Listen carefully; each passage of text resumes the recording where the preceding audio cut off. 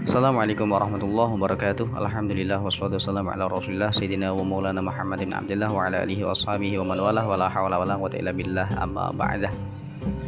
Jadi kemarin-kemarin itu viral ya. Gus-gus itu ada yang kontroversi.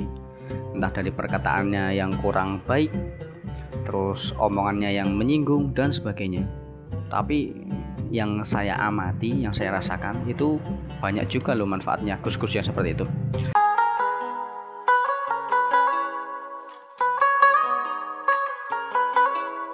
Karena yang saya lihat itu gus-gus yang seperti itu subjek yang dituju itu siapa?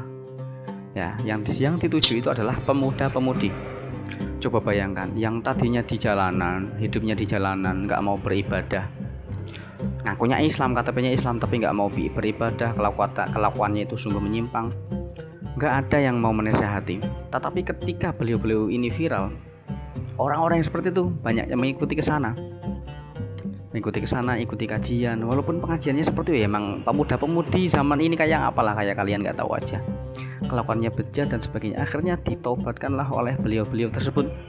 Bahkan Gus Miftah itu pernah ya suatu ketika itu ceramah di tempat karaokean atau apa gitu.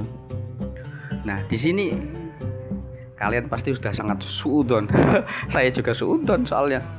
Ini ceritanya itu nggak jauh sama dulu ada Gusmi juga seperti itu. Gusmi, beliau itu ceramah di karaokean dan sebagainya. Pokoknya di tempat-tempat pelacuran, pemaksiatan, dan itulah suatu hal yang sangat kontroversi menurut kita. Tetapi kalau kita mau berpikir dari sudut pandang yang lain, bahwasanya mana ada sih ulama yang mau berdakwah ke sana? Apakah kita itu merasa paling suci sehingga kita aja itu yang paling pantas mendapatkan kajian? Apakah kita saja yang paling pantas mendapatkan pintu ampunannya Allah? Apakah mereka itu nggak pantas? Nah, bahkan di antara mereka itu ada yang mengatakan, saya itu malu mau mengikuti kajian, saya mau ngaji itu malu karena saya sudah terlanjur seperti ini. Apakah Allah itu mau memaafkan saya karena saya sudah terlanjur seperti ini? Nah, karena jasa-jasa seperti contoh itu Gus Miftah, makanya perlahan-perlahan mereka itu mulai bertobat. Itu sisi positifnya. Tetapi kenapa sih yang kita gembor-gemborkan, yang kita besar-besarkan hanya negatifnya saja? Apakah kita itu sudah terlalu amat benci dengan seseorang karena satu kesalahan yang dimana itu punya beribu-ribu kebaikan, sehingga satu kesalahan tersebut menutupi 1000 kebaikan tersebut? Apakah kita itu terlalu mulia sehingga kita itu seolah tidak punya kesalahan? Berbeda pendapat sih boleh, tetapi kalau menghujat personal itu yang kurang baik, kayak gitu ya. Jadi Islam itu mengajarkan tentang kebaikan, wasulhu khair. Kita harus sesama manusia, kita itu harus baik ya. Walaupun dia itu orang pemaksiat, mungkin orang itu maksiat dan belum bertobat, mungkin jalannya dia mau bertobat itu melalui kita kan nggak tahu. Entah itu bagaimana caranya supaya orang-orang itu mau bertobat. Makanya ada orang-orang seperti Gus-gus itu yang kontroversi. Itu menurut kita ya. Dan itu pun kalaupun punya sebuah kesalahan, itu bukan sebuah kesalahan yang disengaja, pasti tidak sengaja.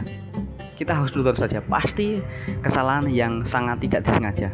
Atau namanya juga manusia, mahalul khotok wanisian. Apalagi orang yang sering berbicara di mimbar, sering berbicara di YouTube, itu pasti 100% pasti ada satu kesalahan yang dimana itu merupakan kesalahan yang tidak disengaja atau ketidaktahuan atau apa ya, kepleset itu tulisannya. Itu pasti ada. Itu karena manusia itu punya kesalahan, karena kita semua itu bukan orang yang dimaksum. Yang dimaksum hanyalah para nabi. Jadi stop sampai sini saja. Kita itu untuk selalu menjatuhkan siapapun yang orang-orang yang seperti itu. Makanya kita itu seharusnya introspeksi diri ya. Kontribusi kita untuk masyarakat itu apa? Kok belum ada? Tetapi ketika kita melihat kesalahan orang, kenapa kita itu merasa paling benar? Oh, dia itu salah, Gus itu salah, seharusnya begini. Kayak gitu. Seolah-olah kita itu yang paling benar kayak gitu loh. Itu yang sangat disayangkan dan perlu kita sadari dan perlu kita khawatirkan, karena belum tentu kita yang seperti ini kita itu yang paling selamat. Bisa jadi kita itu belum selamat karena kita masih membenci seseorang. Padahal orang muslim itu nggak boleh ada kata-kata benci di lisan apalagi di hatinya.